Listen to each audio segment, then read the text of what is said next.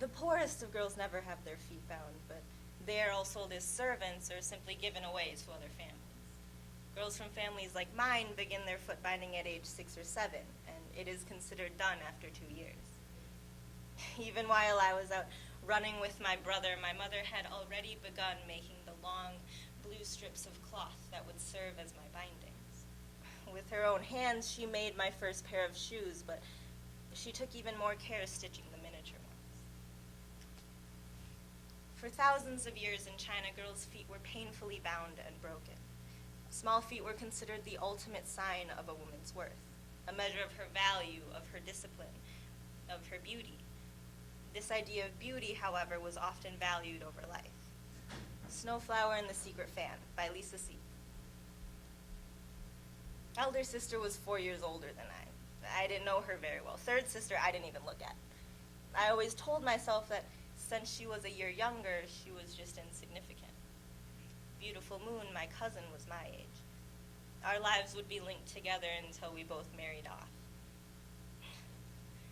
All I knew was that foot binding would make me more marriageable and bring me closer to the greatest love and greatest joy of a woman's life, a son. My small feet would be offered as proof to my prospective in-laws of my personal discipline and ability to endure. My goal was to achieve a pair of perfectly bound feet, small, narrow, pointed, and arched.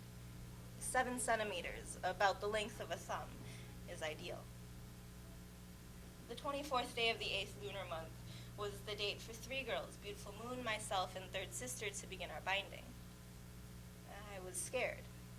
As the eldest of the 3, I went first. Mama and Aunt pulled out the long bandages they had made, each 5 centimeters wide and 3 meters long.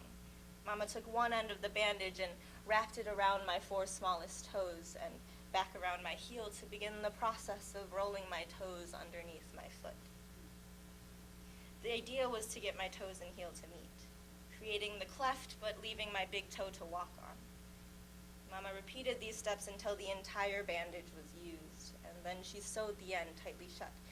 This way my bandages wouldn't loosen and I wouldn't be able to get my foot free. Then Aunt started on Beautiful Moon.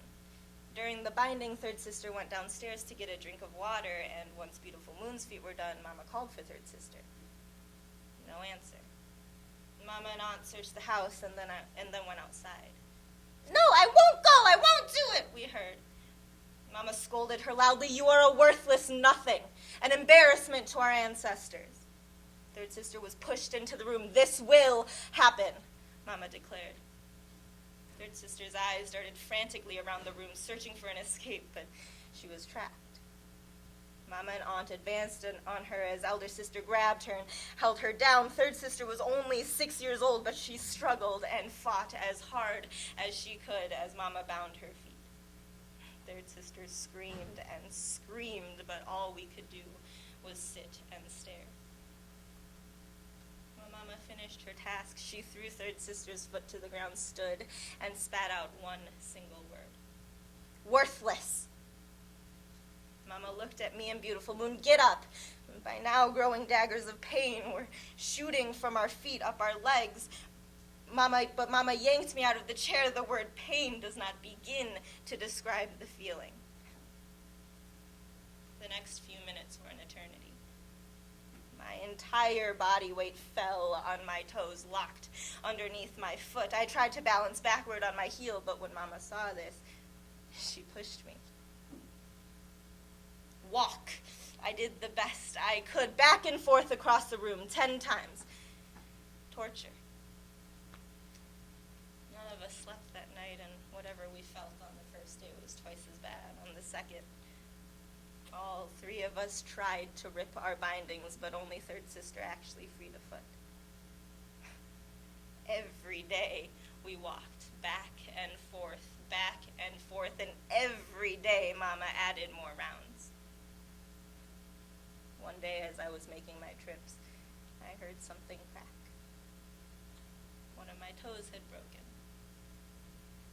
I thought the sound was something internal to my own body, but it was so sharp that everyone in the room could hear it. My mother's eyes zeroed in on me. Move!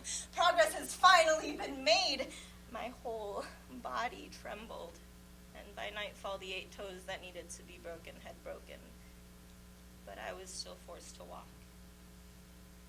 I felt my broken toes under the weight of every step that I took. They were loose in my shoes. A true lady lets no ugliness into her life, she repeated over and over again, drilling the words into my mind. Only through pain will you find beauty. Only through suffering will you find peace. I wrap, I bind, but you will have the reward. But then Third Sister's condition suddenly changed. Her skin burned, her eyes glistened with fever, insanity, and her face waned into sharp, sharp angles. Red streaks snaked from underneath her bindings up her legs. Elder Sister went downstairs to tell Mama what we had found, and Mama began to unwrap her feet. Mama scrubbed at her feet, trying to remove the infection. Help! Mama called to Aunt. Aunt came over. Many of her bones have already broken. If you don't bind them again, they will never heal properly, and she will be unmarriageable. I would rather keep her on this earth unmarried, Mama sobbed.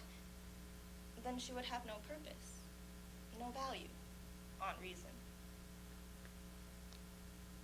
Third Sister was brought to a sitting position, and her unbound feet were set into a steaming bowl of water, but she was so far out in her mind that she did not even cry out.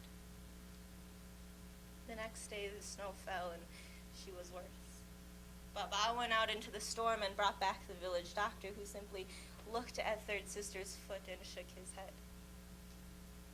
It was the first time that I had ever seen this gesture. It meant that we were helpless. Third Sister died 4 days later, enduring more suffering and more pain than was fair for such a short life. She was only 6. She didn't have a lifetime of clothing to keep her warm or many friends to meet her in the afterworld. Third Sister spent the rest of winter under a shroud of snow. The ground was too hard for a burial to take place. Beautiful Moon and I, we still did our rounds. Every day, back and forth,